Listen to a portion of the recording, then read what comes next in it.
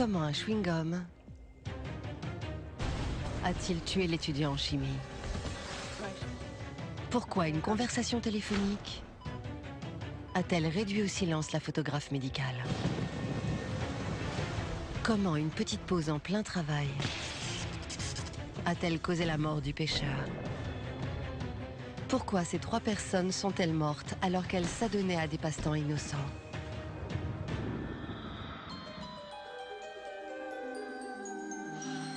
La mort frappe de bien des manières différentes, plus qu'on ne saurait l'imaginer. Certains décès sont brutaux et violents, d'autres sont lents et méthodiques. Mais quelle qu'en soit la cause, il est toujours possible d'expliquer pourquoi un individu s'effondre, victime d'une mort subite.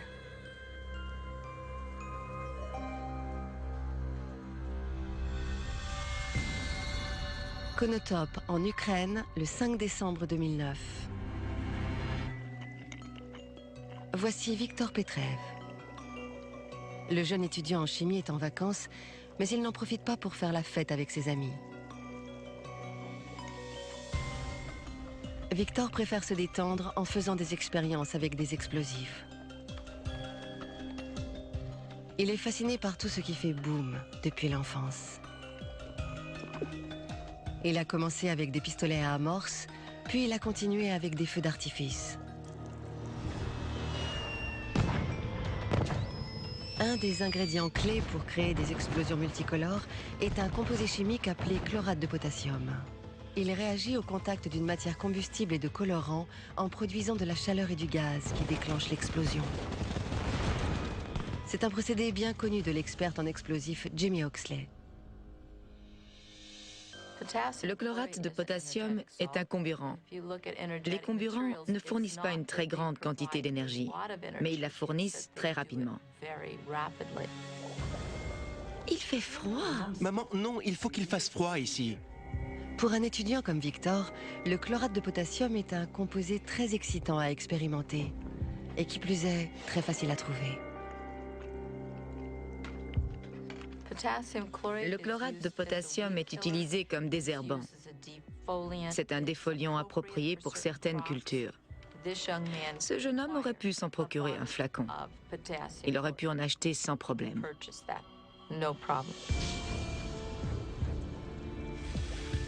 Cette poudre blanche peut sembler inoffensive, mais au moindre faux mouvement, c'est la catastrophe. Même un grain de poussière peut déclencher une explosion. Victor, tu dois manger. Oui, maman, bientôt. Victor doit rester très concentré. Il y parvient en mâchant un chewing-gum qu'il adore tremper dans de l'acide citrique. Cette poudre est en effet un exhausteur de goût. C'est ce que nous explique le technicien agroalimentaire Ilya Parastiche. L'acide citrique a 2 saveurs, une saveur aigre et une autre légèrement amère. Si vous plongez un chewing-gum dans de l'acide citrique pur, vous avez un goût intense. Et bien sûr, c'est naturel et sans danger.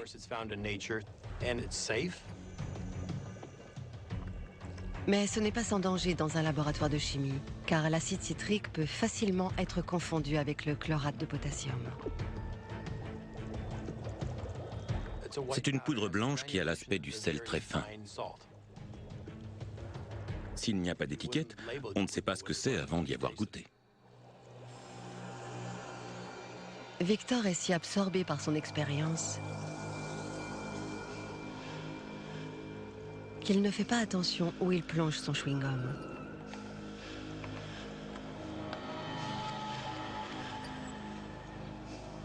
Mais lorsqu'il le met dans sa bouche,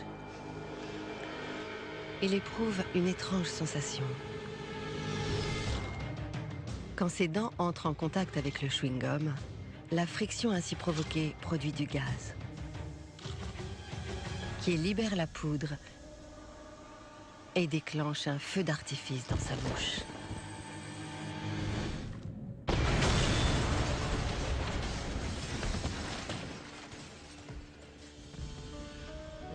Personne ne penserait qu'un chewing-gum puisse être une arme mortelle.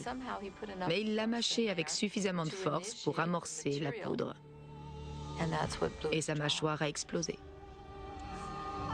Victor Petrev était un étudiant ambitieux qui adorait jouer avec le feu. Malheureusement, sa dernière expérience lui a valu une mort aussi subite qu'inhabituelle.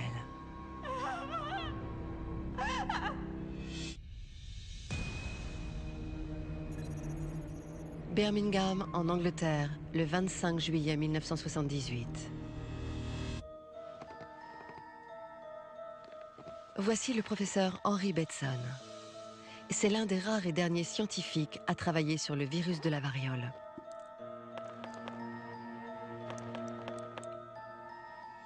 Un an plus tôt, le dernier cas a été répertorié en Somalie.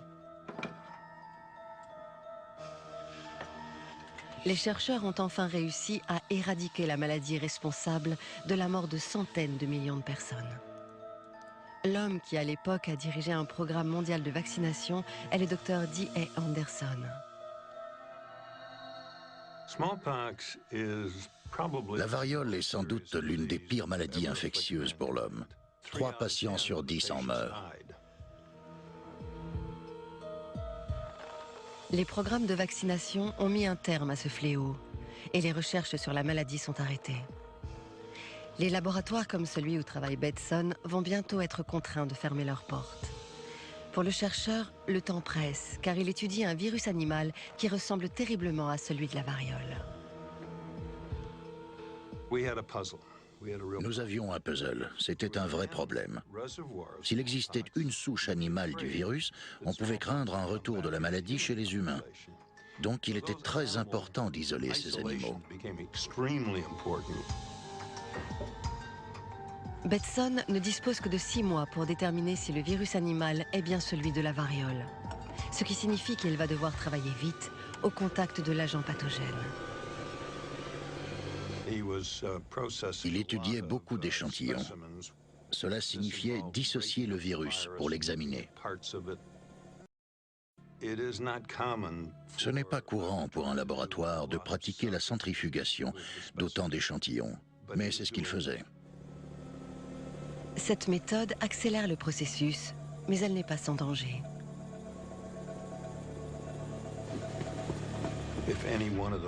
Si l'un des tubes se casse, le virus se répand dans la pièce. Mais le docteur Bedson et ses confrères ne s'en inquiètent pas. Ils ont terminé la fabrication de vaccins, ce qui est une bonne nouvelle. Car personne ne s'en est aperçu, mais le virus a réussi à s'échapper et il est désormais à la recherche d'un hôte vulnérable. Il y avait des particules de virus en suspension dans le laboratoire de Bedson. Elles ne pouvaient pas s'échapper, vu la configuration de la pièce, mais elles pouvaient se propager par un conduit de ventilation. Et personne n'en savait rien à ce moment-là. À l'étage au-dessus se trouve Janet Parker. La jeune femme est photographe médicale. Elle passe la plupart de ses journées à photographier des os cassés ainsi que les opérations qui les réparent. C'est la fin de l'année comptable. Ce jour-là, elle doit finaliser toutes les commandes de matériel photographique. Bonjour Sarah, Je cherche le meilleur prix pour un agrandisseur à condenseur. Janet l'ignore. Mais tandis qu'elle parle au téléphone, elle respire un des agents pathogènes les plus mortels au monde. Merci, au revoir. À suivre, comment une banale conversation téléphonique Elle a été placée très rapidement en quarantaine à l'hôpital. s'est-elle terminée par un drame?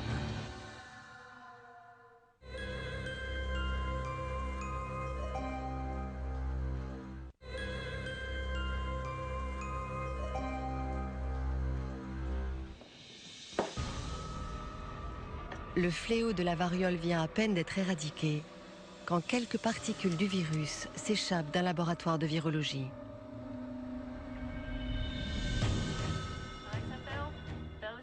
Les aérosols se propagent à travers le conduit de ventilation jusqu'à une pièce à l'étage supérieur. C'est là que Janet Parker discute au téléphone. Et c'est là qu'à son insu, elle inhale le virus.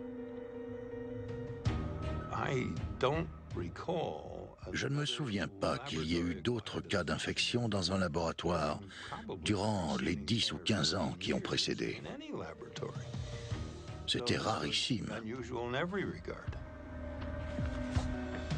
Durant quelques semaines, Janet ignore qu'elle est contaminée.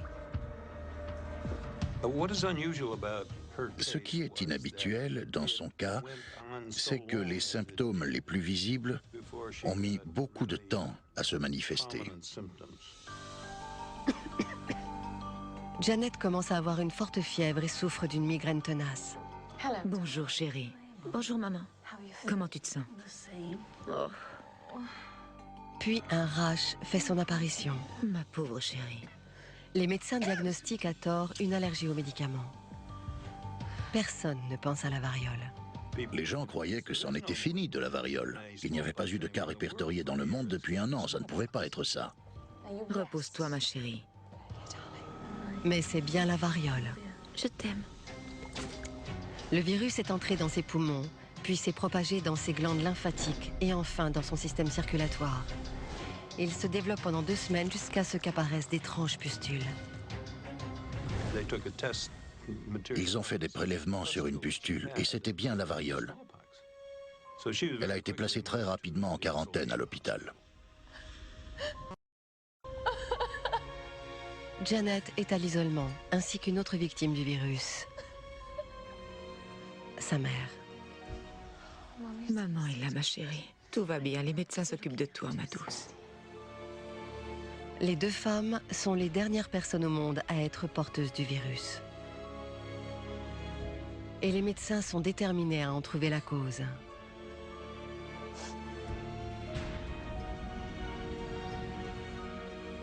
Ils contactent alors le docteur Bedson.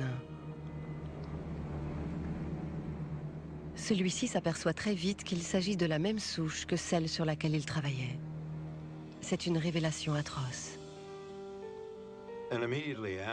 Tout de suite après, il y a eu beaucoup d'articles dans les journaux.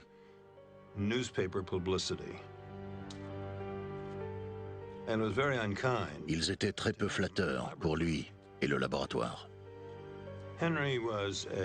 Henry était un homme très sensible et ça l'a profondément affecté. Bedson écrit une lettre dans laquelle il assume pleinement la responsabilité du drame.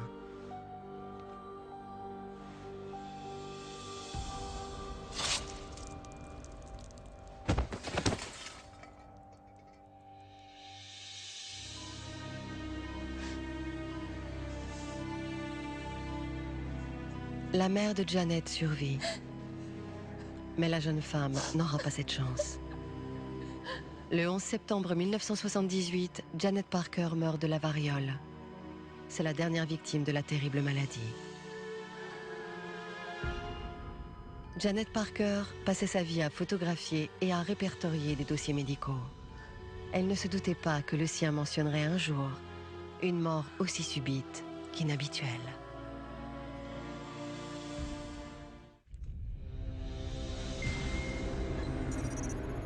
État du Queensland en Australie, le 28 novembre 2001.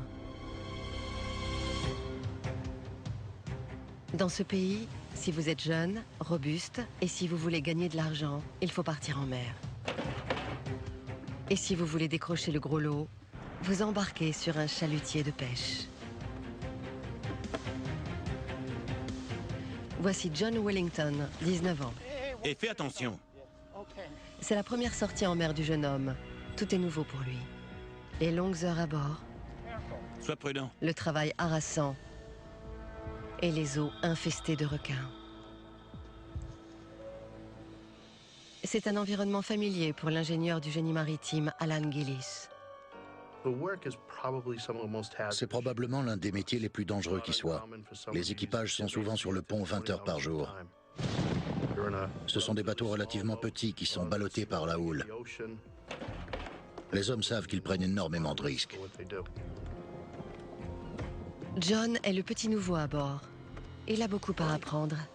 Attention, une piqûre de ces vilains garçons pourrait gâcher ta journée. Fais gaffe à ça. Et beaucoup à faire. Fais attention. Ce sont des hommes à tout faire. Ils doivent faire toutes sortes de corvées. Tout le monde doit collaborer pour la sécurité du bateau et celle de l'équipage.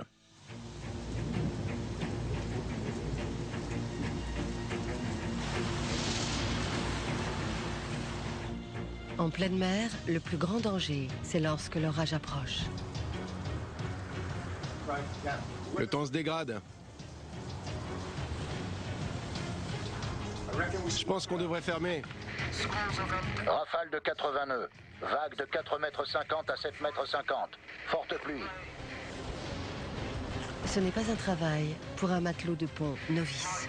Vous me recevez? Ça va vraiment secouer ici. Fais descendre le blanc-bec. Ce sont les marins expérimentés qui vont mener la bataille.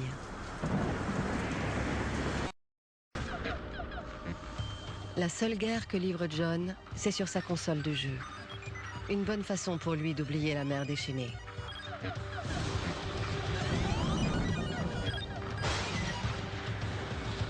C'est de pire en pire. La tempête redouble de violence et le chalutier va devoir affronter bien plus qu'une forte pluie. Une vague scélérate. Le temps de se rendre compte que c'est un mur d'eau, c'est trop tard. La vague arrive de manière inopinée avec une force incroyable. Certaines peuvent atteindre 30 mètres de haut.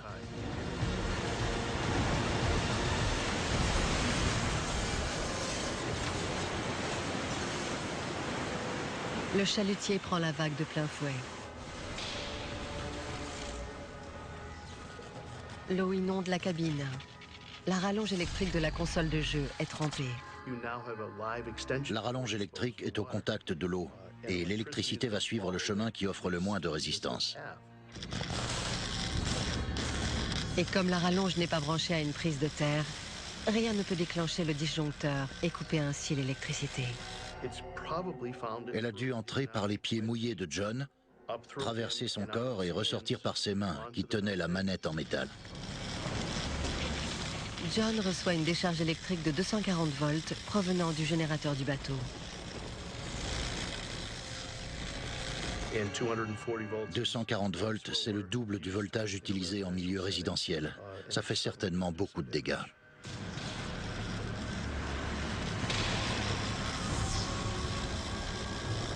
Les autres marins tentent de le secourir. Mais ils sont eux aussi électrocutés. Les autres ont essayé de la gripper, mais ils sont devenus à leur tour un circuit. Le choc électrique paralyse les muscles du diaphragme. John ne peut plus respirer.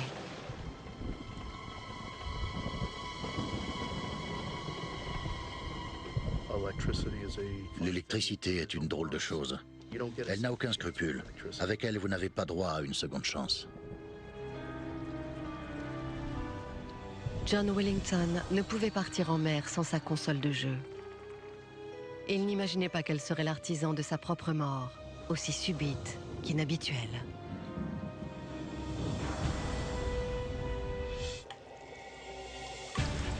Alors, si vous vous adonnez à un passe-temps innocent, n'oubliez pas. Une saveur insolite peut rendre un chewing-gum explosif. Une conversation téléphonique peut vous apporter bien plus qu'une simple information. Et les jeux vidéo ne sont pas toujours virtuels.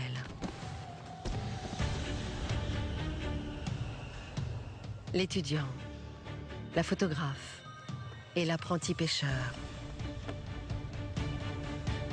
Tous trois se livraient à leur activité favorite. Aucun d'entre eux ne pouvait se douter que leur passe-temps innocent les mènerait droit vers une mort aussi subite qu'inhabituelle.